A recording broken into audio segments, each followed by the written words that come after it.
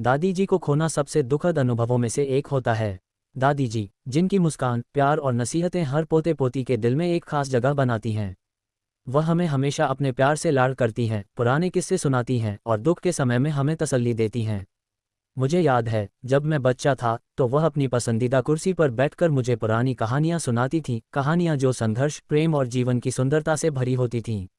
उनका हंसी मजाक मुझे हमेशा खुशी से भर देता था और उनकी उपस्थिति एक सुरक्षा का एहसास देती थी। जब भी मैं उदास होता, उनके शब्द मुझे घर जैसा महसूस कराते थे। लेकिन समय के साथ दादी जी कमजोर हो गईं। उनका शरीर धीरे धीरे थका हुआ सा लगने लगा, उनकी आवाज़ पहले जैसी नहीं रही और हाथ भी हिलने लगे।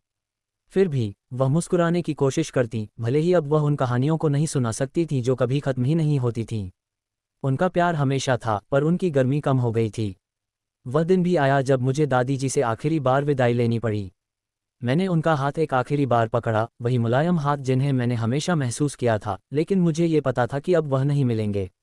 वह हमें छोड़कर चली गईं और उनका खालीपन हम सबके दिलों में हमेशा रहेगा। आज भी जब मैं उन्हें याद करता हूँ, उनके बिना घर में एक खालीपन महसूस होता है। कई बार मुझे उनकी मौजूदगी की कमी महसूस होती है, उनकी आवाज़ को फिर से सुनने की इच्छा होती है, वह प्यार जो उन्होंने हमेशा दिया। लेकिन मैं अपने दिल में उन यादों को संभाल कर रखता हूँ, ये जानते हुए कि वह अब भी मेरी आत्मा में हैं।